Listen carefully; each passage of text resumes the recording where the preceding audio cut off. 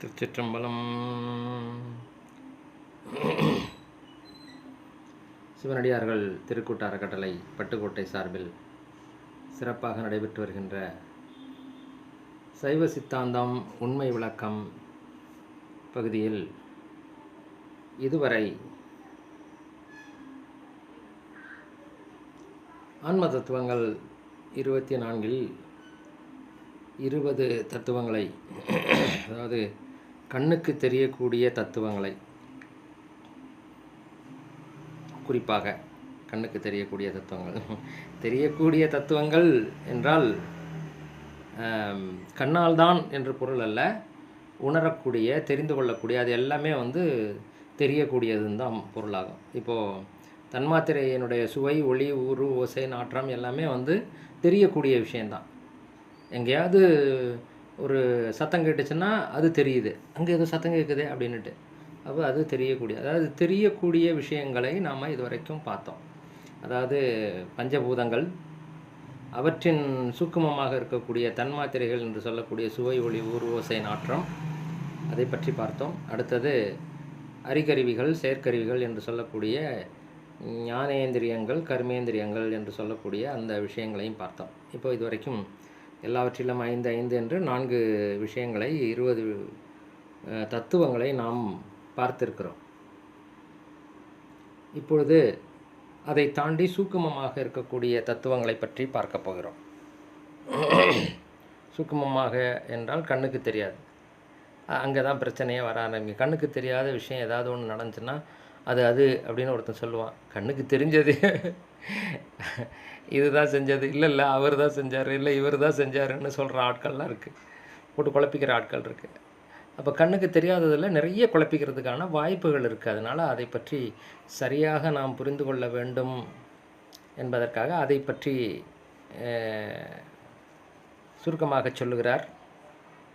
அந்தக்கரணம் அடைவே உரைக்க கேள். அந்தக்கரணங்கள் என்றால் என்ன என்பனவற்றை பற்றி இப்போது சொல்லுகிறேன். அந்த மனம், புத்தியுடன் ஆங்காரம், சிந்தை, இவைதான் அந்தக்கரணங்கள் பற்றி அது நிச்சயித்து பல்கால் எழுந்திருந்துங்கு உற்றது சிந்திக்கும் உணர். அப்படியே வரிசையாக எப்படி சொன்னாரோ அந்த வரிசையிலேயே அது என்னென்ன வேலை செய்யும் அப்படிங்கிறதையும் சொல்கிறார். அதாவது மனம் பற்றும், புத்தி நிச்சயிக்கும் என்னது தான் அப்படின்னு சொல்லிட்டு, அகங்காரம் அதுதானா, நல்லா பார்த்தியா, தெரியுமா, மறுபடி பாரு அப்படின்லாம் அதை இது பண்ணும். ஆக அது இன்னும் தெளிவாக தெரிந்து கொள்வதற்கு ஒரு தன்முனைப்பாக அது அமையும். பல்கால் எழுந்திருந்தங்கு உற்றது சிந்திக்கிறது அப்படிங்கிற அதை பற்றி சிந்திக்கக்கூடிய அந்த விஷயத்தை கட்டுப்படுத்துவது சித்தம் என்கிற சிந்தை. அந்த சிந்தை அதில் செயல்பட்டால் அந்த சிந்தனையானது தொடர்ந்து நடைபெறும். வேண்டாம் போன்னு சொல்லி தூக்கி போட்டுருச்சுன்னா அவ்வளோதான், அதை விட்டுட்டு வேறு எங்கேயாவது போயிடும். அதனால் அந்த சிந்தையானது எங்கே இருக்குது அப்படிங்கிறது ரொம்ப முக்கியமானது. அதை பற்றியான விளக்கத்தை கீழே கொடுத்துருக்குறேன். அதாவது அந்த கரணங்கள் கண்ணுக்கு தெரியாத அகக்கருவிகள். மனம், புத்தி, அகங்காரம், சித்தம் இவற்றின் செயல்கள் முறையே இப்போ நம்ம பார்த்ததே தான். பற்றுதல், அப்படி உட்காந்துருக்கோம், ஏதோ அப்படி போகிற மாதிரி இருக்குது, என்னது அப்படின்னு ஒரு எண்ணம் யாரோ கேட்பாங்க, யாரோ இப்போ போனாங்களா, ஆமாம் யாரோ போனாங்க, தெரியாது யாருன்னு தெரியாது, யார் அப்படின்னு கேட்டோம்னா அப்புறமா அதான் நல்லா பார்த்து இன்னார் மாதிரி தெரியுது அப்படின்னு நம்ம சொல்லுவோம். அது அந்த நேரத்தில் அந்த படத்தை புத்தியானது செக் பண்ணி, இந்த கலர் சட்டை போட்டிருந்தார், இப்படி ஒல்லியாக இருந்தார், சிவப்பாக இருந்தார், கருப்பாக இருந்தார், குண்டாக இருந்தார், இப்படி இது பண்ணிக்கிட்டு நடந்து வந்தார், அதனால் இதை வச்சு இவர் தான் அப்படின்னு அந்த ஸ்டைலு மற்ற எல்லாம் வச்சு இன்னார் தான்னு சொல்லி அது நிச்சயித்து சொல்லும். அவர் தானான்னு இது நிறையா கேள்வி கேட்டுக்கிட்டே இருக்கும் அகங்காரம். கடைசியாக ஆமாம் அப்படின்னு சொல்லி முடிச்சிச்சுன்னா புத்தியோட இது முடிஞ்சிச்சு, ஓகே அப்படின்றச்சுன்னா சித்தத்தினுடைய செயலும் முடிஞ்சது. அதுக்கு பிறகு அதை பற்றிய சிந்தனை போகாது, வேறு பக்கம் சிந்தனையானது மாறிடும். இப்படி தான் நடைபெறுவதாக அவர் சொல்லியிருக்கிறாரு. என்றாலும் தொழில் முறையிலே எப்படி நடைபெறுகிறது என்று பார்த்தோம் என்றால், சித்தம், மனம், அகங்காரம், புத்தி இப்படித்தான் நடைபெறுகிறது என்று திருவாவடுதுறை ஆதீன சைவ சித்தாந்த புத்தகத்தில் விளக்கம் தரப்பட்டுள்ளது. அதன் அடிப்படையிலே பார்க்கின்ற போது அதுதான் சரின்னு படுகிறது எனக்கும். சரின்னு படுகிறதுன்னு சொல்லக்கூடாது, அதுதான் சரி. அது ஏன்னா அவங்க சொல்கிறதுக்காக நம்ம எடுத்துக்கிறது இல்லை, அதை நம்ம ஆழ்ந்து சிந்தித்து அதை பார்க்கின்ற போது அதுதான் சரி என்று நமக்கு சரியாக புரிகிறது. அப்படி தான் நான் சொல்லணும். சாரி. அதாவது சித்தம், மனம், அகங்காரம், புத்தி இப்படி தான் செயல்பாடு நடைபெறுகிறது. அதாவது முதல்ல ஒரு விஷயத்தை பற்றி மனமானது சிந்திக்க தொடங்குகின்ற போது, சித்தமானது சிந்திக்க தொடங்குகின்ற போது மனமானது அதற்குரிய விஷயங்களை பற்றி எடுக்கும். ஆமாம், அந்த இவர் இருந்தார்ல, அவர் என்ன பண்ணிகிட்டு இருந்தார் அப்படின்னு உடனே அவருக்கு உடனே ஃபோன் பண்ணு அப்படின்ற அந்த உணர்வானது மனதில் எழும். அதை பிடிக்கும். அதுக்கு பிறகு அவர் ஃபோன் பண்ணதுக்கு பிறகு அவர் என்ன பேசினார் அப்படிங்கிறத இந்த மனமானது கொஞ்சம் நேரத்துக்கு வச்சுருக்கோம். ஏன்னா இந்த புத்தியானது அதை தீர்மானிக்கிற வரைக்கும் அந்த மனமானது அதை பிடிச்சி வச்சுருக்கோம். வச்சுக்கிட்டு அதையே சுற்றிக்கிட்டு இருக்கோம் அடுத்த இது வர்ற வரைக்கும். உடனே புத்தியானது இது பண்ணி அகங்காரமானது பல கேள்விகள் கேட்டு சிந்தையானது 4 விதமாக பார்த்து ஓகே என்னது தான் அப்படின்னு சொல்லி அது முடிச்சிருச்சுன்னா அதுக்கு பிறகு மனசெல்லாம் அதில் நிற்காது. வேறு எங்கே போகுதோ, சித்தமானது எங்கே போகுதோ அங்கே போயிடும். அதனால தான் சொல்லுவாங்க, சித்தம்போக்கு சிவம்போக்கு, பித்தம்போக்கு புறம்போக்கு அப்படின்ட்டு. அதனால் சித்தன் என்ன பண்ணுவான்னா அது சிவனை நோக்கி போய்கிட்டே இருப்பான் அப்படின்ட்டு. அதை விட இன்னும் அருமையான ஒரு விஷயம் இதை பற்றி சிந்திக்கும் போது தோன்றியது, சித்தத்தை சிவன்பாலே வைத்தார்க்கும் அடியேன் என்று சுந்தரமூர்த்தி நாயனார் பாடியிருப்பார். அதை பற்றி அது திடீரென்று தோன்றியது, அதை உடனடியாக அங்கே குறித்து வைத்து கொண்டேன். ரொம்ப அற்புதமான ஒரு விஷயம். சுருக்கமாக சொல்லிவிடுகிறேன். அதாவது இந்த ஐம்புலன்களையும் அடக்குவது எப்படி என்பதை பற்றி, ஐம்புலன்கள் அடக்கும் முறைமை, ஐம்புலன்கள் அடக்கும் அருமை என்று திருமூலர் அதில் திருமந்திரத்தில் ரொம்ப அற்புதமாக சொல்லியிருப்பார். அதெல்லாம் நாங்கள் படிச்சிருக்கிறோம். அதில் ஒரு மந்திரம் சொல்லுவார், 5 அடக்கு என்பர் அறிவிலார், 5 அடக்கும் அமரரும் இங்கில்லை, 5 அடக்கினால் அசேதனம் என்றிட்டு 5 அடக்காத அறிவறிந்தேனே அப்படின்ட்டு. அது என்ன அறிவு அப்படிங்கிறத அவர் அங்கே ஓப்பனாக சொல்லலை, நான் கண்டுபிடித்திருக்கிறேன் அப்படின்றத சொல்லியிருப்பார். இங்கே நமக்கு அதற்கான விடையானது கிடைக்கிறது. அதாவது சித்தம் என்பது எங்கே இருக்குதோ அங்கே தான் சிந்தனையானது, மனமானது போய் பற்றி இது பண்ணும். ஓகே, ரொம்ப எளிமையான ஒரு உதாரணம் உங்களுக்கு தெரிஞ்சது தான். எங்கே உன் சித்தத்தை வச்சுக்கிட்டு இருக்கிற, எங்கே உன் மனசு இருக்குது, இங்கே இல்லையா, நீ இங்கேயே இல்லையா, வேறு எங்கேயோ இருக்கியா ஞாபகத்தில் அப்படின்லாம் கேட்பாங்க இல்லையா. அப்போ என்னென்னா சிந்தனை வேறு எங்கேயோ இருக்குது, அதனால் என்ன ஆகிடுது, இங்கே இல்லை நம்ம, அவ்வளோதான். ரொம்ப இதாக அதை அடிப்படையாக வச்சு தான் திருக்கோத்தும்பி என்கிற பாடலை நம்முடைய மாணிக்கவாசகர் பெருமான் திருவாசகத்திலே தந்திருப்பார். அதில் கோத்தும்பி அப்படிங்கிறது என்ன அப்படின்னு பார்த்திங்கன்னா, ஒரு தேன்கூடு உருவாகுதுன்னா அதில் அந்த ராணி தேனின்னு ஒன்று இருக்கும், அதை அடிப்படையாக வச்சு தான் அந்த தேன்கூடை. இந்த ராணி தேனி அதிலேருந்து வேறு எங்கேயாவது போயிடுச்சுன்னா மற்ற எல்லா தேனீக்களும் அப்படியே அந்த கூட்டை விட்டுட்டு அது பின்னாடியே போயிடும். இந்த ராணி தேனி தான் ரொம்ப முக்கியமானது. அது கொட்டாது, அதை கவனமாக எடுத்துட்டோம் அப்படின்னா எல்லா தேனீக்களும் அது பின்னாடியே வந்துடுமே ஒழிய நம்மளை எதுவும் டிஸ்டர்ப் பண்ணாது. அதுக்காக அந்த மாதிரியெல்லாம் பயன்படுத்துவாங்கன்னு நான் கேள்விப்பட்டிருக்கிறேன். ஆக இந்த ராணி தேனியாக இருக்கக்கூடிய சித்தத்தை கொண்டு போய் சிவபெருமானிடத்தில் வச்சுட்டோம் அப்படின்னா மற்ற விஷயங்களில் நம்முடைய பொறிப்புலன்கள் போகாது, மனமானது அதுக்குள்ளே போகாது. பார்ப்போம், நம்ம கண்ணுக்கு தெரியும், நம்ம கண்ணு முன்னாடியே சில விஷயங்கள் ரொம்ப நம்மளை டெம்ப்ட் பண்ணக்கூடிய விஷயங்களாக கூட நடக்கலாம். பட்டு நம்மளுடைய மனம் சித்தமானது பாருங்க, இன்னும் மனசுன்னு தான் நினச்சிக்கிட்டு இருக்கிறோம், மனசு தான் எல்லாம் செய்யுதுன்னுட்டு. அதனால தான் அது உடனடியாக அந்த வார்த்தை வருது. சித்தம் சிவபெருமான்கிட்ட இருந்துச்சு அப்படின்னா மனமானது அந்த பக்கம் போகாது. சாமி என்ன சொல்கிறாருன்னு கேளுப்பா, சாமியை பற்றி என்ன சொல்கிறாங்கன்னு கேளுப்பா, அப்படின்னு அதை பற்றி தான் சிந்திக்க ஆரம்பிக்குமே ஒழிய இது இது தானே இருந்துட்டு போகுது, அது என்ன பண்ணுது அப்படின்னு எளிமையாக எடுத்துக்கொள்ளக்கூடிய அந்த மனப்பக்குவமானது வரும். ஆக அந்த கரணங்களை பற்றி விரிவாக நம்முடைய சத்சங்கத்திலே பார்த்துருக்குறோம். உங்களுக்கு ஆர்வம் உள்ளவர்கள் நம்முடைய சைவ மரபு யூடியூப் சேனலில் சத்சங்கம் என்ற பிளேலிஸ்ட்டுக்குள்ளே போய் பார்த்திங்கன்னா அந்த கரணங்கள் என்று போட்டு அதை ரொம்ப விரிவாக விளக்கமாக எனக்கு தெரிந்ததெல்லாம் சொல்லியிருப்பேன். நீங்கள் விரும்பினால் அதையும் தெரிந்து கொள்ளலாம். இப்போ என்ன பண்ணிட்டார், 20 கண்ணுக்கு தெரியக்கூடிய தத்துவங்களை சொல்லிட்டார். 4 கண்ணுக்கு தெரியாத அகக்கருவிகள் என்று சொல்லக்கூடிய அந்த கரணங்களை குறிப்பிட்டு விட்டார். அப்போ இது எல்லாமே சேர்ந்து இந்த 24ம் ஆன்ம தத்துவம் என்று அழைக்கப்படும்.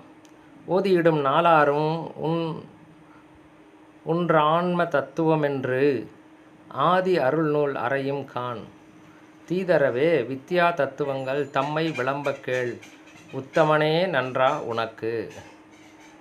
ஓதியிடும் நாலாறு 24 இதுவரைக்கும் நம்ம சொன்ன 24 தத்துவங்களும் உன்னுடைய ஆன்ம தத்துவங்கள் என்று அருள் நூல்கள் சொல்லும், ஆதி அருள் நூல்கள் சொல்லும்.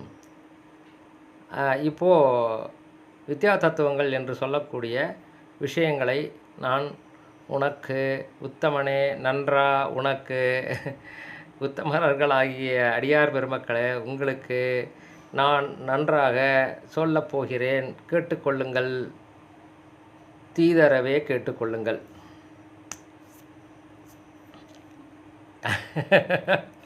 இந்த வார்த்தையை நான் அப்படி சொல்கிறேன் அப்படின்னா அது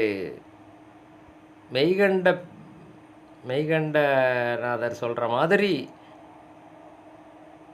நம்முடைய நூலாசிரியர் அதை அமைத்திருக்கிறார். ரொம்ப அற்புதமான இது அப்படியே நம்ம எடுத்துக்கணும். மெய்கண்டார் நமக்கு சொல்லுகிறார் அப்படிங்கிற மாதிரி நம்ம எடுத்துக்கணும். வித்யா தத்துவங்கிறது சக்தி தத்துவம்னு சொல்லுவாங்க, அசுத்தமாயை அப்படின்னு சொல்லுவாங்க. இந்த சுத்தமாயை அசுத்தமாயைங்கிறத நம்ம கடைசியாக பார்ப்போம். ஏன்னா எல்லாத்தையும் சுத்தமாயெல்லாம் பார்த்துட்டு அதுக்கு பிறகு அது என்ன ஏது எப்படி தான் இருக்குது அப்படின்றத பார்த்தோம்னா நமக்கு கிளியராக தெரிஞ்சிடும். இப்போதைக்கு அது மாதிரி ஞாபகம் வச்சுக்கோங்க. வித்யா தத்துவங்கிறது சக்தி தத்துவம் அல்லது அசுத்த மாயைன்னு சொல்லுவாங்க, இல்லாட்டி வெறுமனே மாயைன்னு சொல்லுவாங்க. இதுக்கு மேலே இருக்கிறத சுத்தமாயைன்னு சொல்லுவாங்க. ஏன்னா அந்த டிஃப்ரென்ஷியேட் பண்ணி காமிக்கணும், இதையும் வித்தியாசப்படுத்தி காட்டணும் என்பதற்காக அதை அப்படி சொல்லுவார்கள். இப்போது காலம் நியதி கருதும் கலை வித்தை ஏல ராகம் புருடனே மாயை மாலறவே சொன்னோம் அடைவாக சொன்ன இவை தன் உண்மை உண்ணி உரைக்கும் நாம் உற்று. காலம் நியதி கலை வித்தை அராகம் புருடன் மாயை என்கிற இந்த 7ம் தான் வித்யா தத்துவங்கள் என்று எந்தவித சந்தேகமும் இல்லாமல் தெளிவாக உமக்கு சொன்னோம். இது என்னென்ன தன்மை என்ன, இதனுடைய தன்மை என்ன என்பதை இப்பொழுது உன்னிப்பாக சொல்லுகிறோம். அதை உற்று கவனித்து தெரிந்து கொள்வீர்களாக.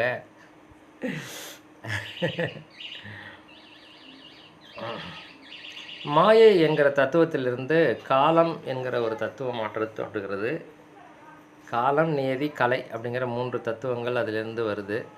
இந்த கலையிலிருந்து பிரகிருதி அப்படின்னு சொல்லிட்டு வருது. அந்த பிரகிருதி மாயையை வச்சு தான் ஆன்மாவினுடைய ஆன்ம தத்துவங்கள் 24ம் வரும். அப்புறம் கலையிலிருந்து பிரகிருதியும் வித்தையும் தோன்றுகிறது. வித்தையிலிருந்து அராகம் தோன்றுகிறது. அதுக்கு கீழே இருக்கக்கூடிய 24 தத்துவங்கள் ஆன்ம தத்துவம் 24ஐயும் புருடன் என்று சொல்லுகிறார்கள். அதாவது புருஷ தத்துவம் அல்லது புருட தத்துவம். இந்த 24ஐயும் கடந்தவன் புருஷோத்தமன். புருஷனில் உத்தமன். இந்த புருஷர்களுக்கான தத்துவம் 24. இதில் சிறந்து விளங்கக்கூடியவர்கள் புருஷர்கள். இந்த 24ஐயும் சிறப்பாக பயன்படுத்துகிறவர்கள் புருஷர்கள். அதுலேயும் உத்தமனாக இருக்கக்கூடியவன் அந்த அந்த 24ஐயும் கடந்து நிற்கக்கூடியவன் புருஷோத்தமன். திருமாலுக்கு புருஷோத்தமன் என்று பெயர். அவர் 24 தத்துவங்களையும் கடந்து நிற்கக்கூடியவர். ஆனால் வித்யா தத்துவங்களுக்கு கட்டுப்பட்டவர். இதை நாம் புரிந்து கொள்ள வேண்டும். இது வைணவத்தில் 24 தத்துவங்கள் தான் உண்டு, 36 தத்துவங்கள் கிடையாது. அந்த 24ஐ கடந்து விட்டால் அவனுக்கு மோட்சம் முக்தி என்று சொல்லுவார்கள். அது இந்த ஆன்ம தத்துவங்கள், அதாவது பஞ்சபூதம், தன்மாத்திரை,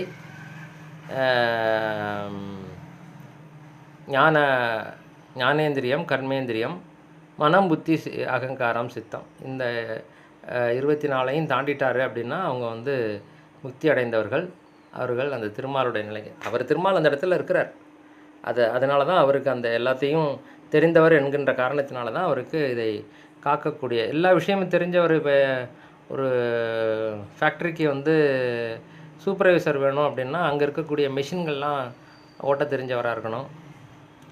ஒரு மேனேஜராக போடணும் அப்படின்னா அது இந்த பொருள்கள்லாம் எப்படி வருது போகுது, அதுகளை எப்படி கண்காணிக்கணும், அதுகளையெல்லாம் தெரிஞ்சவராக இருக்கணும். அந்த திடீர்னு ஏதாவது ஒரு விஷயம் வந்துச்சுன்னா அதை சமாளிக்க தெரிஞ்சவராக இருக்கணும். ஒரு பிளானை இம்ப்ளிமெண்ட் பண்ண தெரிஞ்சவராக இருக்கணும். அப்போ அவங்கள தான் நாங்கள் போடுவாங்க. அது மாதிரி இந்த 24 தத்துவங்களையும் கடந்து நிற்கக்கூடியவர் என்கின்றதுனால இந்த ஆன்மாக்கள் எல்லாவற்றையும் காக்கக்கூடிய பொறுப்பை பெருமான் அவரிடம் தருகிறார். இதுதான் அதனுடைய பொருள். ஓகே, இப்போ புருடனுக்காக அதை சொன்னேன். மாயை என்கிற தத்துவம், அது அசுத்த மாயை தான் மாயைன்னு நம்ம சொல்கிறோம். அந்த தத்துவத்திலிருந்து காலம், நியதி, கலை என்கிற 3 தத்துவங்கள் தோன்றுகின்றன.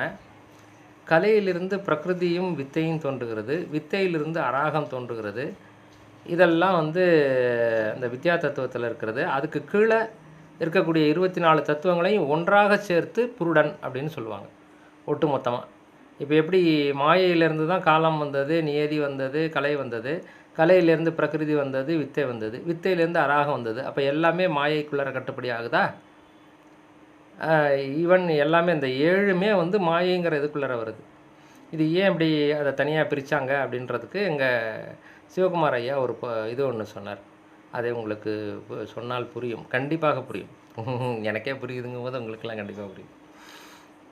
அதாவது பொருள் என்ற நிலையிலே பார்க்கின்ற போது, இப்போ ஒரு உதாரணம் எடுத்துக்கோங்க. சப்பாத்தி செய்யணும், பூரி செய்யணும், இதுக்கெல்லாம் என்ன வேணும் அப்படிங்கும்போது முதல்ல கோதுமை. ஓகே, கோதுமை வந்துடுது. அடுத்தது அந்த கோதுமையை அரைச்சி மாவாக கொண்டாந்து வச்சுக்கணும். அப்போது கோதுமைங்கிற ஒரு பொருள் வேணும், அதை அரைச்சி மாவாக ஒன்று வேண்டும். ஏன்னா கோதுமையை வச்சுக்கிட்டு நேரடியாக எதுவும் செய்ய முடியாது. அப்புறமா அதுக்கு தண்ணி சேர்க்கணும், எண்ணெய் சேர்க்கணும், எல்லாத்தையும் போட்டு இது பண்ணி வெறுமனே சுட்டு எடுத்தால் சப்பாத்தி, எண்ணெயில் போட்டு எடுத்தால் பூரி, இல்லையா? அப்போ என்ன பண்ணுறாங்கன்னா, இந்த மொத்தமாக இருக்கக்கூடிய கோதுமையும் ஒரு பொருளாக நினைக்குது. எடுத்த உடனே நம்ம மாவாகவே எடுத்துக்கலாம். ஆனால் அந்த கோதுமை எங்கேருந்து வந்ததோ அதை ஒரு பொருளாக கணக்கில் சேர்த்துக்கிறோம், இல்லையா? நம்ம கோதுமை வாங்கணும், கோதுமை வாங்கி அதை மாவை அரைச்சி கொண்டுட்டு வரணும். அப்போ கோதுமையும் வாங்கணும், மாவை அரைச்சி அது மாவையும் கொண்டாந்து வச்சுக்கிறோம் அப்படிங்கிற மாதிரின்னு வச்சுக்கோங்களேன். எனக்கு தெரியல, அவர் ரொம்ப அழகாக சொன்னார். இதில் அந்த அதை தண்ணி ஊற்றி பிசைஞ்சு வச்சா, திக்காக பிசைஞ்சது சப்பாத்திக்கும், இது பூரிக்கும், கொஞ்சம் தின்னாக பிசைஞ்சது சப்பாத்திக்குமா எடுத்துக்குவாங்க. அது மாதிரி எல்லாம் விஷயம் இருக்குது, இல்லையா? அது மாதிரி எல்லாம் வருகின்ற போது அப்போ மாவு என்கிற அந்த ஒரு தத்துவமானது பூரிக்கும் பயன்படுகிறது, சப்பாத்திக்கும் பயன்படுகிறது. அப்படிங்கும்போது அது எல்லாத்தையும் சேர்ந்த ஒரு பொருளாக கோதுமையானது வருகிறது. இப்படி அந்த பொருட்கள் நமக்கு தேவையான பொருட்கள் அப்படின்னு பார்க்கின்ற போது இப்படியெல்லாம் வரும். இப்போ அங்கே மாவு கிடைக்கல அப்படின்னா கோதுமையை வாங்கிட்டு கோதுமையே யூஸ் பண்ண முடியாது. அப்புறமா அதை மாவை அரைக்கணும். அரைச்சதுக்கு பிறகு அது ஒரு பொருள். அந்த மாவை பிசைஞ்சதுக்கு பிறகு இது சப்பாத்திக்கான மாவு, இது பூரிக்கான மாவுன்னு பிரிக்கிறோம், இல்லையா? அது மாதிரி வருகின்ற போது அது அந்த அந்த அரைச்ச மாவு ஒரு தத்துவமாக நிற்கிது. அவ்வளோதான், வேறு ஒன்றும் இல்லை. இது வேறு வேறு ப்ரொபோர்ஷனேட்டில் கலந்ததுக்கு பிறகு இது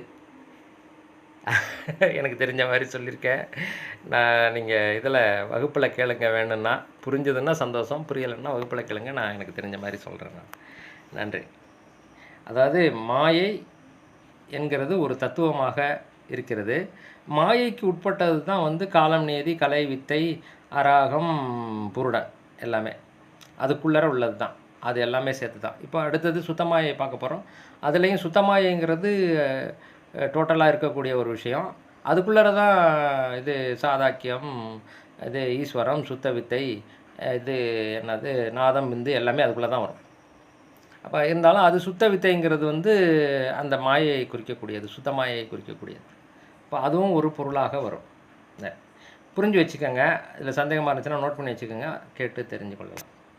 அடுத்தது இப்போது வித்யா தத்துவங்களின் தொழில் என்ன அப்படிங்கிறத பற்றி சொல்கிறாரு. ரொம்ப அற்புதமான பாடல், இதெல்லாம் நோட் பண்ணி வச்சுக்கோங்க. ரொம்ப அருமையாக இருந்தது அதை படிக்கின்ற போதே. வித்யா தத்துவங்களின் தொழில் என்ன என்று சொல்லுகிறார். எல்லை, பலம், புதுமை, எப்போதும் நிச்சயித்தல், அல்லல் தரும் கிரியை ஆன்மாவுக்கு, ஒல்லை, அறிவாசை, ஐம்பலனும், ஆரவரும், காலம், குறியா, மயக்கென்று கொள். வித்யா தத்துவங்களின் தொழில் எப்படின்னா, காலம் என்னென்ன செய்யுது அப்படின்னு பார்த்தா, எல்லை, பலம், புதுமை, இது மூணையும் காட்டுது. அதாவது கடந்த காலத்தில் தான் வந்து எல்லைங்கிறது தெரியும். இது வரைக்கும் இருக்கும், இதுக்கு மேலே இருக்காது அப்படின்னு ஒரு இதுகள் இருக்குல்ல. ஒன்று ஒன்றுக்கும் பால் வந்து 4 மணி நேரம் காய்ச்சாமல் வச்சுருந்தா இருக்கும், அதுக்குள்ளே அதுக்கு மேலே இருந்துச்சுன்னா கெட்டுப்படும். அதை காய்ச்சிட்டோம்னா இன்னும் ஒரு 2 மணி நேரம் 3 மணி நேரம் வச்சுக்கலாம். ஃப்ரிட்ஜில் போட்டால் 4 நாளைக்கு வச்சுக்கலாம், அது வேறு கணக்கு. அடுத்தது அந்த காய்ச்சி வெளியில் இருக்கக்கூடிய பாலை உரக்கு ஊற்றிட்டிங்கன்னா மறுநாள் வரைக்கும் பயன்படுத்தலாம். மறுநாளும் மதியத்துக்கு மேலே அது புளிச்சு நாறி போயிடும். அதுக்குள்ளார அதை சிலிப்பி மோரை தனியாக எடுத்துட்டு வெண்ணெயை தனியாக எடுத்துடணும். எடுத்துட்டோம்னா அந்த மோரை அன்றைக்கி மதியத்துக்குள்ளே பயன்படுத்தி முடிச்சுட்டு அந்த வெண்ணெயை பத்திரமா வச்சுருக்கலாம், அடுத்த நாளைக்கு நீளும். அப்புறம் அதை உருக்கி நெய்யாக்கிட்டோம்னா வருட கணக்காக பேசான்னு கிடக்கும். அது உயர்நிலை பொருள். ஓகேயா? இதெல்லாம் வந்து எப்படி தெரியுதுன்னா, கடந்த காலத்தை வச்சு தான் நமக்கு தெரியுது. இப்போ நாளைக்கு என்ன நடக்கும் அப்படிங்கிறத நம்ம இப்போ தெரியாது. நாளைக்கு என்ன நடக்குதோ அதை வச்சு தான் தெரியும். அதனால் அது புதுமை அப்படிங்கிறார். இந்த காலத்தில் நிகழ்கிறது பலம் என்று சொல்லுகிறார்.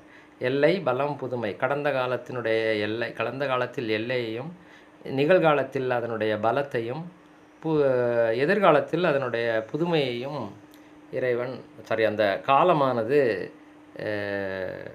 தொழிலாக செய்கிறது. அடுத்து நியதி என்ன செய்கிறது என்றால் நிச்சயித்தல் அப்படிங்கிற செயலை செய்கிறது. கர்மத்தை இத்தனை என்று நிச்சயித்து நிறுத்தும். ரொம்ப அற்புதமான ஒரு தத்துவம் இது. ஆனால் இவ்வளவு கிட்டக்க போயெல்லாம் நாங்கள் பார்க்கல. நாங்கள் தூரமாக நின்றுட்டு நியதின்னு சொல்லிட்டு போயிடுவோம். அதாவது நியதினா என்ன, இது இப்படி தான் இருக்கணும் அப்படிங்கிறது நியதி. ஆனால் இதனுடைய தொழில் அப்படிங்கிறத ரொம்ப கூர்ந்து கவனிக்கின்ற போது என்ன தெரிகிறது அப்படின்னா, ஒரு மனிதன் சாப்பிடுவதற்கு ஆசைப்படுகிறான். அவனுக்கு சாப்பிட்றதுக்கு நிறைய பொருளுமே இருக்குது. ஆனால் அவனால் நிறையா சாப்பிட முடியாது. ஒரு லெவலுக்கு மேலே என்ன சொல்லுவான், போருங்க முடியலை அப்படின்றான். அதான் நியதி. அதை நிறுத்தம். இதுதான், இவ்வளோ தான் செய்ய முடியும் இன்றைக்கி, வேறு வேணும்னா நாளைக்கு தான் செய்யணும். அப்போது அவன் சிந்திக்க ஆரம்பிப்பான். அப்போ இது என்ன, இது ஏன் அப்படி செய்யுது, ஏன் இப்படி நடக்குதுன்னு சொல்லிட்டு. நியதி தத்துவம் ரொம்ப அற்புதமான தத்துவம். கலை அப்படிங்கிறது செயல்பாட்டிலே வந்தால் அது ஆணவத்தை சிறிது நீக்கி கிரியையை எழுப்பும். இதுக்கு பேர் கலை என்று பெயர். இந்த இது வந்து கிட்டத்தட்ட எனக்கு புரிதலுக்கு வந்து கர்ம யோகத்தோடு தொடர்புடையதாக தோன்றுகிறது. அது எனக்கு கரெக்டாக தெரியல. அது புரிதலுக்காக நம்ம அப்படி வச்சுக்கலாம். அதுதான் அப்படின்னு எடுத்துக்கக்கூடாது, அது புரிதலுக்காக எடுத்துக்கலாம் அந்த மாதிரி. அடுத்தது வித்தை அப்படிங்கிறது அறிவு, அது விரிவாக்கம், அறிவை விரிவாக்கும். வித்தை அப்படிங்கிற அந்த தத்துவமானது அறிவை விரிவாக்கும். அது எப்படி இருக்குது, இது எப்படி இருக்குது, இது எப்படி இருக்குது, ஆஹா இப்படியெல்லாம் இருக்குது அப்படின்னு சொல்லிட்டு அதை நிறைய தெரிந்து கொள்ளக்கூடிய அந்த இதை கொடுக்கறது தான் வித்தைங்கிறது.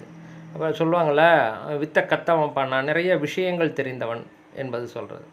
கலை அப்படிங்கிறது வந்து ஒரு செயலை நல்ல சிறப்பாக செய்கிறார்கள், எந்தவித எதிர்பார்ப்பும் இல்லாமல் அதை மிகவும் சிறப்பாகவும் நேர்த்தியாகவும் செய்கிறார்கள் என்றால் அவரை கலைஞன் என்று சொல்லுகிறோம். அதைத்தான் கலை என்று சொல்லுகிறோம். நம்ம பொது வாழ்க்கையில் நம்ம சொல்லக்கூடியது. அதோடு இதை தொடர்பு படுத்தி நான் சொல்கிறேன். அராகம் என்பது ஆசை. ஆசைக்கு அருமையான ஒரு விளக்கம் கொடுத்துருக்கிறார்கள். பெற்றதை சிறிதாக்கி பெறாததை பெரிதாக்கி ஆசையை உண்டாக்கும். இது அராகத்தினுடைய வேலை. ரொம்ப அற்புதமான ஒரு விளக்கம். உங்களுக்கு எல்லாருக்கும் தெரிஞ்சது தான், இருந்தாலும் நான் சொல்கிறேன். அதாவது நான் முதல்ல 1990 வேலைக்கு சேரும்போது ரூ. 750 சம்பளம். டெக்னிக்கல் அசிஸ்டண்ட்டுன்னு போய் ஜாயின் பண்ணுறேன். அப்புறம் 6 மாதம் கழித்து ப்ரொபேஷனரி ரூ. 900. ரூ. 900 சம்பளம். அடுத்து 1 வருஷம் கழித்து கன்ஃபர்மேஷன் பண்ணுறாங்க. 1600 சம்பளம். எப்படி 750லேருந்து 1200னா டபுள் மடங்குக்கு மேலே இல்லை. அதெல்லாம் பெருசாக தெரியும். அது வந்து ஒரு 2 மாதம் 3 மாதம் வாங்குற வரைக்கும் தான். அதுக்கு பிறகு பரவாயில்லடா, நீ என்னடா 1200 சம்பளம் வாங்குற, பத்த மாட்டேங்குதுடா அதுவே. இப்போ பெற்றது சின்னதாக்கிடும். ஓகே, இதுதான்னா பரவாயில்ல. அதுக்கு பிறகு அடுத்து ஒரு 2 வருஷத்துக்கெல்லாம் இது இது வந்தது, எல்லாம் இது பண்ணி நல்ல சம்பளம் ஏற்றி கொடுத்தாங்க. 2000க்கு வந்தது. அதுக்கு பிறகு 4000 வந்தது, 5000லாம் வந்தது. அப்படியே டபுள் மடங்குக்கு மேலே டபுளாக ஏறிக்கிட்டு போகுதேன்னு ஒரு சந்தோஷமாலாம் அடைய முடியாது. அடையும் எப்போன்னா கிடைக்கும்போது. அது கிடைச்சி கொஞ்ச நாளைக்கெல்லாம் என்ன ஆகும்னா, இவ்வளோதானே அப்படின்னு தோணும். அப்புறம் அது பத்தாது, அதுக்கு மேலே சம்பளம் ஏறிட்டு போகும். அப்புறம் அது பத்தாது, அப்புறம் அதுக்கு மேலே ஏறிட்டு போகும், அதுவும் பத்தாது. அப்படியே ஓடிக்கிட்டு இருந்தது. அப்புறமா ஒரு காலகட்டத்தில் நல்லா நிறையா சம்பாதிக்கும் போது 50,000 60,000 அப்படிலாம் சம்பாதிக்கும் போது, ஐயோப்பா 50,000 சம்பாதிக்கிறோமா, ஏன்டா நீ வேறு, அது ஒரு பெரிய விஷயமா தெரியாது. அதுக்கு மேலே இந்தா அங்கே வேறு அவன்லாம் 1,00,000 வாங்குகிறான், 2,00,000 வாங்குகிறான் இவன் சம்பளம், அது மாதிரி நம்ம போகணும்டா அப்படின்னு அந்த அராகம், அந்த எழுச்சியை உண்டாக்கக்கூடியது. இதை எனக்கு தெரிஞ்சதை சொல்லி வைக்கிறேன் நான். அப்போது இப்போ என்னென்ன பார்த்துருக்குறோம்? காலம் நியதி, கலை, வித்தை, அராகம் பார்த்துருக்குறோம். மாயை என்பது அசுத்த மாயையிலேருந்து கொஞ்சம் கீழே இறங்கி வந்து செயல்படுறதுனால இதுக்கு சுத்த மாயையிலேருந்து வந்து இறங்கி செயல்படுறதுனால இதுக்கு அசுத்த மாயை என்று பெயர். அடுத்தது புருடனை தான் நம்ம பார்த்துட்டோம். அது வந்து 24 தத்துவங்களையும் சேர்ந்த அந்த ஒட்டுமொத்தமாக இருக்கக்கூடிய அந்த தத்துவத்துக்கு பேர் புருட தத்துவம் என்று பெயர். அது ஆன்ம தத்துவம் அல்லது புருட தத்துவம். அந்த 24 அந்த 24 கடந்தவங்களுக்கு பேர் வந்து புருஷோத்தமன்.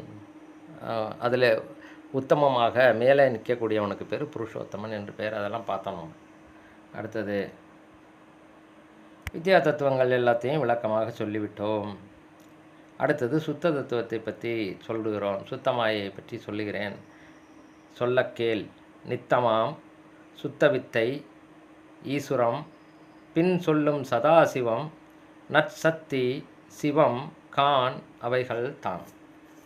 வித்யா தத்துவங்கள் 7 சொல்லிட்டோம். சுத்தமாம் தத்துவங்கள் சொல்ல கேள். சுத்தம் தத்துவம் என்பதை பற்றி நான் சொல்லுகிறேன், கேட்டுக்கொள்ளுங்கள்.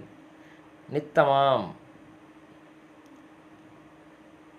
சுத்த வித்தை, அது முதல்ல சுத்த வித்தை அப்படிங்கிறது ஒன்று. அடுத்தது ஈஸ்வரம், அடுத்தது சதாசிவம், அப்புறம் சக்தி, சிவம். சுத்த வித்தை, ஈஸ்வரம், சதாசிவம், சக்தி, சிவம் என்பது தான் வந்து சுத்த தத்துவம் அப்படின்னு சொல்லியிருந்தார். அதனுடைய தன்மைகள், அவற்றினுடைய தொழில் என்ன அப்படிங்கிறத இங்கே சிறப்பாக 21வது பாடலிலே திருவதிகை மனவாசகம் கடந்தார் நம்முடைய உண்மை விளக்கம் நூலினுடைய ஆசிரியர் சிறப்பாக தருகிறார். இதற்கான விளக்கம் ரெஃபர் புக் பேஜ் 64 அப்படின்னு போட்டிருக்கேன் நான். அதில் என்ன சொல்லியிருக்கு அப்படின்னா, இந்த உயிர்களை எல்லாம் படைப்பதற்கு முன்பு, உலகங்களை எல்லாம் படைப்பதற்கு முன்பு எல்லாம் வந்து ஒரே பொருளாக இருக்கக்கூடிய சிவத்துக்குள்ளர இதெல்லாம் இருக்குது. எது இருக்குது? ஆன்மா இருக்குது, அடுத்தது மாயை இருக்குது, இது மலம் இருக்குது. இப்போது மலம்ங்கிறது வந்து ஆன்மாவை மறைத்திருக்கக்கூடியது ஆணவ மலம். அது ஒன்று தான் இருந்துச்சு. அப்புறம் ஜடப்பொருள்கள் இருக்குது. ஜடப்பொருள், ஆணவமும் ஜடப்பொருள் தான். அதுவும் அப்போ மற்ற ஜடப்பொருள்கள் அப்படிங்கிற அந்த விஷயம் இருக்குது. அதை வந்து தன்னுடைய சக்தியினால், மாயை என்கிற சக்தியினால் அதை வந்து செயல்படுத்தி அதில் சில மாற்றங்களை எல்லாம் ஏற்படுத்தி அந்த அறிவித்தால் அறியும் அப்படிங்கிற ஆன்மாவுக்கு அறிவிக்க வச்சு அதை அனுபவித்தால் தான் அறியும் என்பதனால அதுக்கு அனுபவ விளக்கம் வர வேண்டும் என்பதற்காக அதற்கு வேறுபாடுகளை காட்ட வேண்டும். அப்போ தான் அனுபவங்கிறது நிகழும். இப்போது எனக்கு வந்து குளிர் அப்படிங்கிற அனுபவமே எனக்கு இருக்காது. எப்படின்னா அப்படியே ஒரே சூடான பகுதிகளிலேயே நான் வாழ்ந்துக்கிட்டு இருக்கேன். குளிர்னால் என்னன்னே எனக்கு தெரியாது. பாலைவனத்திலே இருந்துக்கிட்டு இருக்கேன்னு வச்சுக்கோங்களேன். குளிர்னால் என்னன்னே தெரியாது. பாலைவனத்தில் கூட குளிர் உண்டு, நைட் ஆனால் குளிரும், கடுமையாக குளிரும். அந்த அந்த மாதிரி வேரியேஷனே இல்லாமல் இருந்துக்கிட்டே இருந்தோம்னா நமக்கு வந்து அனுபவங்கிற எதுவுமே நடக்காது.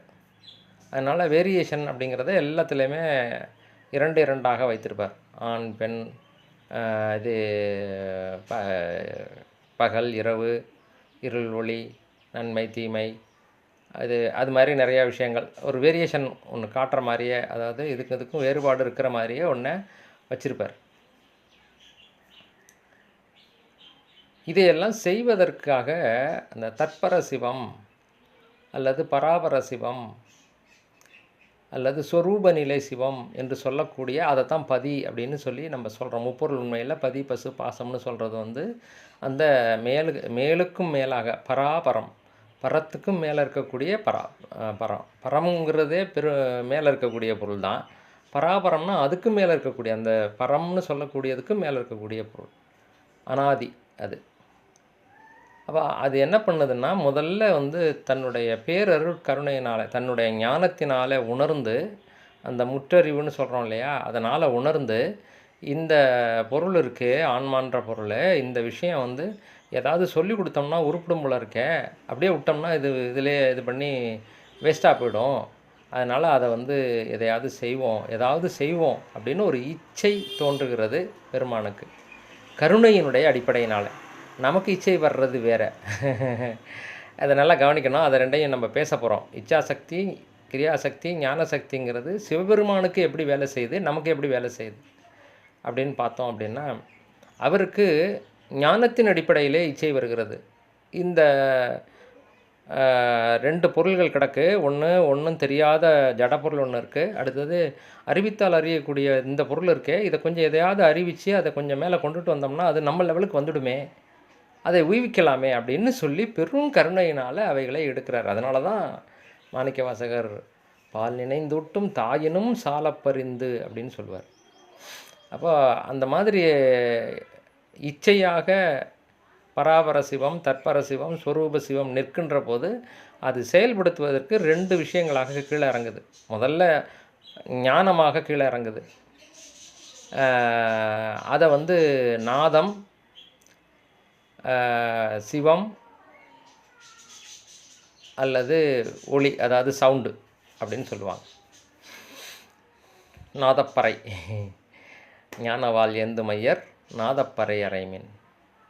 அப்போ அந்த ஞானமே வடிவாக 100% ஞானமே வடிவாக நாதமாக நிற்கக்கூடிய அந்த நிலைக்கு சிவம் என்று பெயர். அது வந்து பரசிவம் அல்லது ஆதி சிவம்னு பேர். அதாவது தொழிலை தொடங்குறதுனால ஆதின்னா தொடக்கம், அது ஆதி சிவம் என்று பெயர். அந்த ஆதி சிவத்திலிருந்து செயலுக்காக ஒரு 100% செயலாக ஒன்று உருவாகிறது. அது வந்து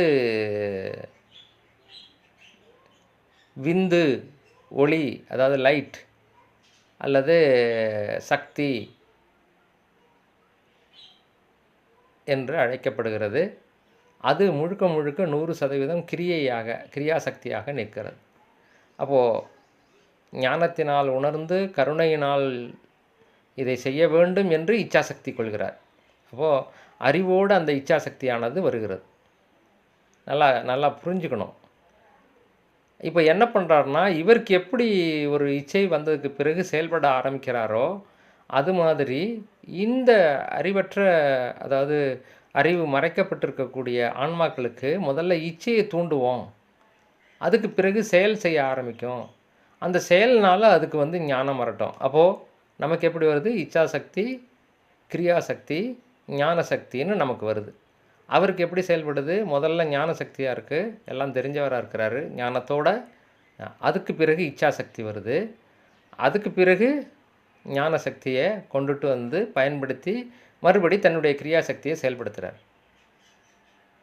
அப்போது இது ஞான சக்தியானது 2 இடத்துல வருது. அனாதியிலையும் ஞான சக்தி, ஞானமே வடிவாக இருக்கிறார்.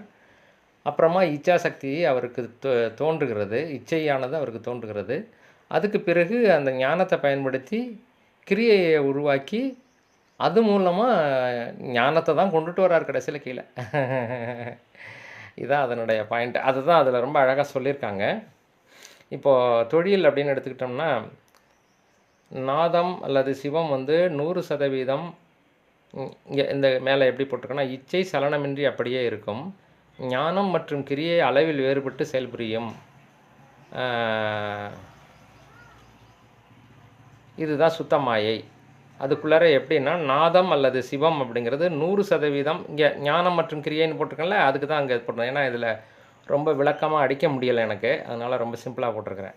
ஞானம் 100%, கிரியை 0 இல்லை. அதாவது 100% ஞானமாகவே அந்த நாதம் என்கிற சிவம் இருக்கும்.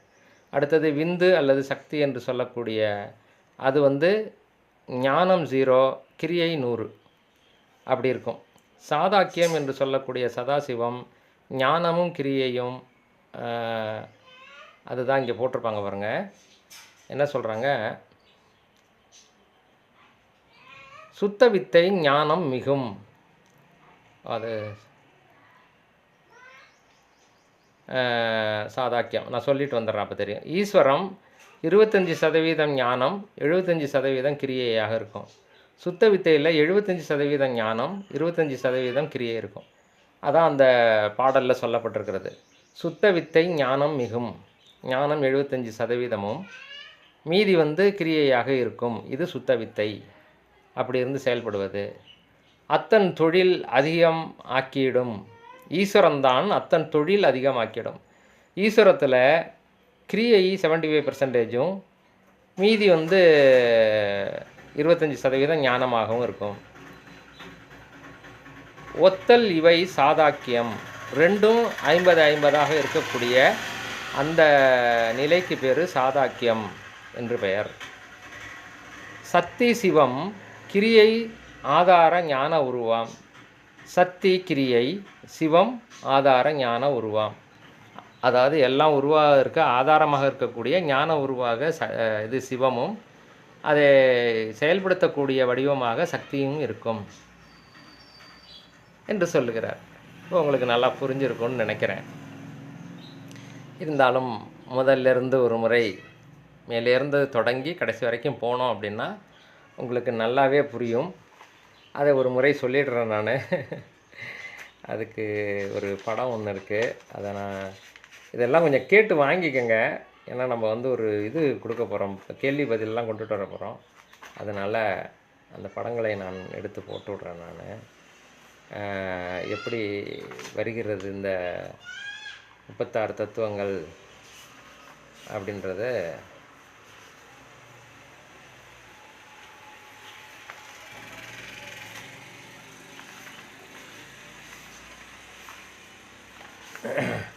அதாவது இப்போ நம்ம பேசின மாதிரியே பதி பசு பாசம் என பகர் மூன்றில் பதியினை போல் பசுபாசம் அனாதி என்று திருமூலர் சொல்லுவார். அதுபோல் எல்லாம் உருவாவதற்கு முன்பாக, அனாதி என்றால் எல்லாம் தொடங்குவதற்கு முன்பாக என்ன இருந்ததுன்னா இந்த 3 பொருள்கள் இருந்தது. அந்த 3 பொருள்களும் எப்படி இருந்தது அப்படின்னா, பதியே முழுமையான பொருளாகவும் எல்லாவற்றையும் வியாபித்து அந்த வியாபகத்துக்குள்ளரே எல்லாமே இருந்தது. பதியினுடைய வியாபகத்துக்குள்ளே தான் எல்லாமே இருக்குது. அதனால் அது வந்து இந்தந்த விஷயங்கள் இப்படி இருக்குங்கிறத அறிய முடிகிறது. ஏன்னா பதிக்கே உரிய தன்மை என்ன அப்படின்னா முற்றும் உணர்தல். ஒவ்வொரு அணுவிலும் முக்காலத்திலும் நடக்கக்கூடிய அனைத்து விஷயங்களையும் ஒரு சேர அறிவது. அது மட்டுமின்றி அளவில்லாத ஆற்றலும் இன்பமும் உடையதாக இருக்கிறது. அதனால் அது ரொம்ப இன்பமாகவே இருந்துட்டு இல்லாமல் பார்க்குது, என்னது இது இப்படி இருக்குதே, இதை ஏதாவது பண்ணலாம் அப்படின்ற ஒரு இச்சை ஏற்படுகிறது. அது பரங்கருணையினுடைய அடிப்படையில். சும்மா விளையாட்டுக்கு தோணலை, சரி சும்மா செய்வோமேன்னுட்டு அப்படியெல்லாம் கிடையாது. கடைசி வரைக்கும் நம்மளை கொண்டு போய் அந்த திருவடியில் சேர்த்து முக்தி பெற்றை அளிக்கிற வரைக்கும் விடமாட்டார். அது அந்த கருணையை மட்டும் நம்ம நினச்சிட்டோம்னா பெருமான நம்ம எந்த நிமிஷமும் விடமாட்டோம். அது எனக்கு ரொம்ப பிடிச்சிருந்த ஒரு பாயிண்ட்டு சைவ சித்தாந்தத்தில். ஓகே. இப்போ என்ன பண்ணுது அப்படின்னா, அந்த முற்றறிவு என்கிற இதனால் எல்லாவற்றையும் அறிந்த அந்த சிவம், அதாவது பதி, சொரூப சிவம் அல்லது தத்பர சிவம், பராபர சிவம் என்று சொல்லக்கூடிய அந்த சிவமானது என்ன பண்ணுது அப்படின்னா, கீழே இறங்கி வருது அந்த ஆன்மாக்களுக்கு உதவி செய்வதற்காக. ஏன்னா அது பெரிய சக்தி. அந்த சக்தியை அப்படியே கொண்டு போய் அது கொடுக்க முடியாது. இப்போது நம்ம மொபைல் ஃபோன் வந்து திடீர்னு சார்ஜ் குறைஞ்சிருச்சுன்னு வச்சுக்கோங்க, என்ன பண்ணுவோம்? ஒரு ப்ளக்கில் கொண்டு போய் 2 ஒயரை சொருவி எடுத்து கொண்டுட்டு வந்து மொபைலில் சொருவிடலாம். கரெக்டு தானே? ப்ளக்கில் கொண்டு போய் அடாப்டரை போட்டு அடாப்டர்லேருந்து தான் ஒயர் எடுத்து கொண்டு வந்து சொருவணும் நம்ம. ஏன்னா அதுக்கு தேவை 5 வோல்ட்டு தான். அங்கே வர்றது 240 வோல்ட்டு. இந்த 240 வோல்டேஜ் எடுத்து கொண்டு போய் தவறுதலாக ஒரு ஒயரை போட்டு அதுக்குள்ளே சொருவினோம்னா என்ன ஆகும்? பட்டார்னு இது வெடிச்சிடும். அப்போது அதனுடைய சக்தியானது இது தாங்கக்கூடிய சக்தியை விட மிக பெரிதாக இருக்கின்ற காரணத்தினாலே கொஞ்சம் கொஞ்சமாக குறைஞ்சி இறங்கி வருது. இதை நம்ம ஏற்கனவே நிறைய இடங்களில் நம்ம பேசியிருக்கிறோம். இருந்தாலும் ஒரு புரிதலுக்காக அதை நான் சொல்கிறேன்.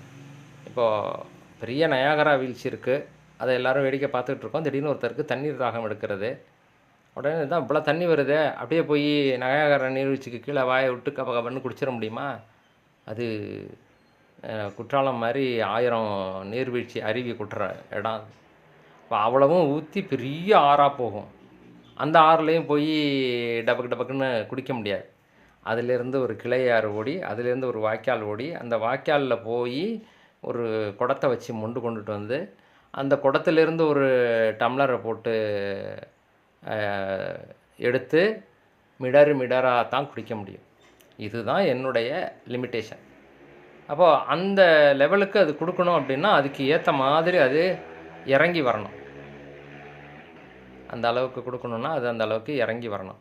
இப்போது ஒரு ஸ்டெப்பாக இறங்கி வருது. முதல்ல சரியாக சொல்லணுன்னா, இதுக்கு வந்து ஒரு ஊர் இருக்குது. அந்த ஊரில் ஒருத்தர் வந்து அந்த ஊரில் இருக்க பிள்ளைங்கள்லாம் நல்லா படிக்கணும், அதுக்காக ஒரு பள்ளியை கட்டணும் அப்படின்னு சொல்லி யோசிக்கிறார். உடனே அவர் டக்கு டக்கு டக்கு டக்குன்னு போய் பள்ளியை கட்டுறதில்லை. அது இல்லாமல் என்ன பண்ணுறாரு, முதல்ல ஒரு திட்ட வரையறை கொண்டுட்டு வர்றார். ஓகே, இவ்வளோ பிள்ளைங்க படிக்கணுன்னா இவ்வளோ இடம் வேணும். ஓகே, நம்மளுடைய இந்த இது இருக்கு இல்லையா, அந்த கொல்லை, அந்த இது இது என்னது வயல், இதுகளெல்லாம் நம்ம வந்து இந்த பள்ளிக்காக கொடுத்துருவோம் அப்படின்னு உட்காந்து அவர் எழுதணும். இதில் இந்தந்த இடத்துல வீடு வரணும், இந்த இடத்துல இது வரணும், அது வரணும், இது வரணும், இது வரணும், எல்லாத்தையும் அவர் டாக்குமெண்டேஷன் பண்ணி வைப்பார். இதுதான் வந்து ஞானம் அல்லது நம்ம பார்த்த நாதம் அல்லது சிவம் என்கிற நிலை. அடுத்தது அவங்க எழுதி கொடுத்த அந்த இதுபடி அதை எக்ஸிக்யூட் பண்ணுறதுக்கு கிரியாசக்தியாக முழுக்க அவருக்கு ஏன் இதை பண்ணுறாங்க, எதுக்காக இப்படி பண்ணுறாங்க அப்படின்லாம் தெரியவே தெரியாது. அதனால தான் நீங்கள் எல்லாருமே கேள்விப்பட்டிருப்பீங்க, சிவபெருமான் அம்பிகைக்கு முதலில் ஞானத்தை போதித்தார் அப்படின்னு நீங்கள் எல்லோரும் கேள்விப்பட்டிருப்பீங்க. ஆகமங்கள், வேதங்கள் மற்றும் இந்த ஞானத்தை வந்து அம்பிகைக்கு போதித்தார். ஏன்னா அது முழுக்க கிரியாசக்தியாக இருக்கிறது. ஓகேயா? அதனால் அந்த ஞானத்தை அவர் போதித்து அந்த அவர் சொன்னபடி செஞ்சாங்கன்னா முடிஞ்சு போச்சு. ஞானம்லாம் அங்கே தேவையில்லை. ஏன்னா ஞானம் தான் முழுமையாக செயல்படுதே. அப்போது அது செயல்படுகின்ற போது அந்த நோட்டில் இருக்கிற மாதிரி நம்ம செஞ்சுக்கிட்டே வந்தோம்னா நமக்கு வந்து கிளியர், எல்லாமே கரெக்டாக ஓடிக்கிட்டு இருக்கோம். அது மாதிரின்னு வச்சுக்கோங்களேன். அது அந்த நோட்டில் எழுதுறது வந்து இந்த நாதம் அல்லது சிவம் என்கிற 100% ஞானமாக இருக்கின்ற நிலை. அந்த அவர் என்ன எழுதி கொடுத்தாரோ அதை அப்படியே வாங்கி செய்கிறது அப்படிங்கிறது வந்து 100% கிரியையாக இருக்கிற நிலை. எதை பற்றியும் யோசிக்க வேண்டியதில்லை. அதில் ஒரு 2 மூட்டை சிமெண்ட்டாக வாங்கினா வாங்கிடணும். அதில் ஒரு 10 டிப்பர் மண்ணை போட்டு இது பண்ணணுன்னா பண்ணணும், அவ்வளோதான். அது என்ன சொல்லியிருக்காங்களோ அது செஞ்சுக்கிட்டே வந்தோம்னா அதெல்லாம் பர்ஃபெக்டாக இருக்கும். அந்த அளவுக்கு துல்லியமாக ஞான வடிவாக அந்த நாதமானது நிற்கிறது. அதை அடிப்படையாக கொண்டு கிரியை என்பது செயல்படுகிறது. அப்புறம் சாதாக்கியம் அப்படிங்கிறது வந்து ஞானமும் கிரியையும் 50-50% இருந்து இது அருள்கின்ற நிலை, சதாசிவருடைய நிலை. அங்கே சதாசிவராக இருந்து சிவபெருமான் அருள் செய்கிறார். ஈஸ்வரங்கிறது வந்து ஞானம் குறைவாகவும் கிரியை அதிகமாகவும் இருக்கக்கூடிய நிலை. இங்கே மறைப்பு சக்தியை செய்கிறார். நல்லா கவனிக்கணும் அதெல்லாம். எப்போ ஞானம் குறையுதோ அங்கே என்ன ஆகும்னா மறைப்பு சக்தி ஜாஸ்தியாக இருக்கும். எப்போ கிரியை குறையுதோ அங்கே ஞானம் மிகுந்திருக்கும், ஒளி அதிகமாக இருக்கும், வெளிச்சம் அதிகமாக இருக்கும், விளக்கம் தெளிவு எல்லாமே அதிகமாக இருக்கும்.